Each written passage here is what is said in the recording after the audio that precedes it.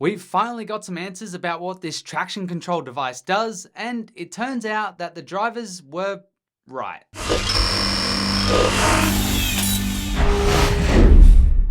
The SCCA, or Sprintcars Australia, has come out with a statement after their newly developed traction control detection device was reported by using drivers and teams to be faulty. Who is the SCCA and what do they do? Watch this video first. What traction control device am I talking about? Watch this video. Don't know what traction control is? Watch this video. And if you haven't subscribed yet, click down there. Once you've done all that, here's what's happened since. Firstly, there was a theory going around that the longer wiring loom used to install the device may be the reason the engine lost performance. Not long after my video, I was told that my friend Blake Robertson of BR Motorsports was going to be testing a longer wiring loom, so I got in touch with him. I haven't created the video yet, but I spent some time with Blake at both his BR Motorsports and King Racing Product Shop when I was in California recently. Those vids will come out soon. Anyway, Blake replied with this, basically saying that the different lengths of wiring had no effect and there must be something wrong with the box. At the same time, I was sent this, and at first I had no idea what it was from. Now, the SEG, or Maddington Toyota series that runs in Perth, is probably the best run series in all of Australia at the moment, and they had a media day ahead of their first race event of the season. This booklet was given to all competitors that attended and included this snippet, which again, I'm paraphrasing, but says that cars will be checked for any illegal devices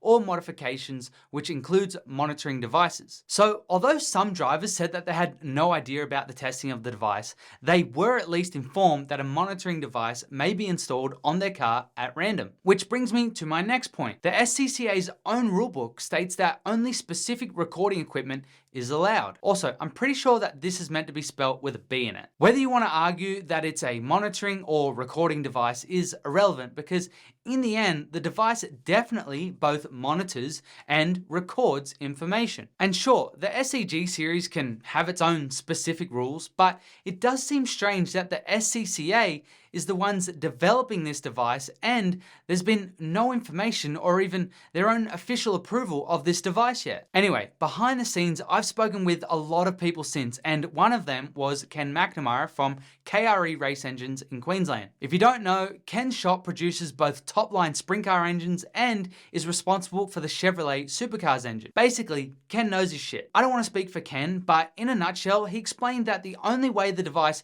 could have affected the engine performance is by either advancing or retarding the timing. Again, if you don't know what I'm talking about, watch this old video of mine. Since these problems surfaced, coincidentally, Ken was also contacted by someone who was responsible for this device, and the device was sent to Ken to test. That's how we got this statement from the SCCA. This was sent to state member clubs on Friday afternoon, before the SCCA released it on their Facebook page. I've posted it on the Sprint Car Hub socials, but let's go over it, and while we do, I'm going to add my bits in. They've been working on it for 3 years. Awesome. It says that no less than 6 different methods have been developed by professional and reputable motorsports electrical engineering providers. Who is it? I'm told it may be Motec. It's been trialed in over 36 tests over the past 12 months at both the Motorplex and Ellenbrook Speedway. Great, but how many cars tested this and how was it tested? The device had 100% accuracy in all testing, both with and without traction control. Fantastic. Where are the test results? It was tested using multiple cars, multiple engines, and multiple ignition setups. Sweet. Who tested it? And how many is multiple cars? Is that 2 or 20? And what ignition setups? No damage was found from the use of the device. Great. Have you shown the competitors this? Based on the test results, SCCA and SAWA were confident in putting them into competition, but the track conditions in those tests were different to the conditions at the first race meeting. So we know that no data has been revealed, but yet we do now know that a track with these conditions was not included in the test. Okay. Then the next paragraph jumps to one of the prototype units that was used last weekend being air freighted to KRE Race Engines. What do you mean a prototype? It was put onto competing cars at a points race event. Why not send all of them to check they all work the same? Was this not done before using it in competition? That is now the only 2 things we know about the testing. Ken said it works fine on merit, however, needs some adjustments for use with a magneto. Okay. He is also quoted as saying that it had no effect on the crank trigger. Go on. We're on the second page now, but we're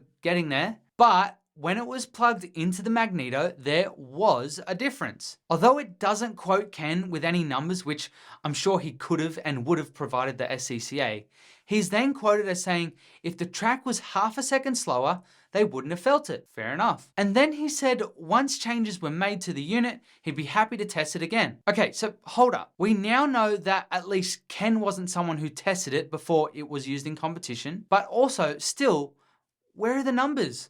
What horsepower difference are we talking here?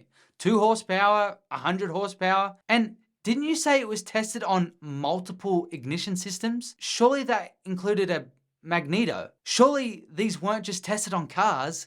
Come to think of it, they never mentioned that the device was tested on a test bench at all. They've now done even more testing, but still no data is to be found. And don't think that there is more info released on this that you're not seeing, because I'm literally reading to you what the competitors were sent. You watching this now have just as much info as competitors do. Moving on. The release then says about how the scenario would be equivalent to a half a degree retarded box, which is something that teams do to dial back horsepower. True, that is something that teams do, but these aren't Ken's words, and just as important, the teams wouldn't want to have dialed back horsepower on a track that broke the 1 lap track record 13 times on this particular night. The testing units are now being further adjusted by the specialist motorsport electrical engineer who has helped develop them, and once these adjustments have been satisfactorily made, will be put back on cars in racing conditions. Now, surely this means the SCCA will show proof that these things work properly and will allow them to be independently audited on all forms of ignitions before putting them back on cars, right? Right? Please? The units won't be used in Perth this week, and the SCCA and SAWA are committed to ensuring traction control isn't used in the sport. That's all great news. The other methods available to test and check for traction control will continue to be implemented in the meantime. I want to assume they're telling us that they will test a unit on a test bench prior to putting it back on cars. Further implementation of the use of these detection devices is planned for all states and sprint car competition over this summer period. Hopefully not until they provide competitors with more information on the testing. I like this next line. Most pleasingly, since last week's race meeting, there have been offers by no less than 7 different WA teams that are happy to have the detection units on their cars in racing conditions. Why just WA cars? Is SCCA or SAWA writing this? There are literally hundreds of registered sprint cars in Australia. 7 of them does not make a good statistic to boast about. And the release ends with it saying that there's a lot of overseas interest. That is also true. And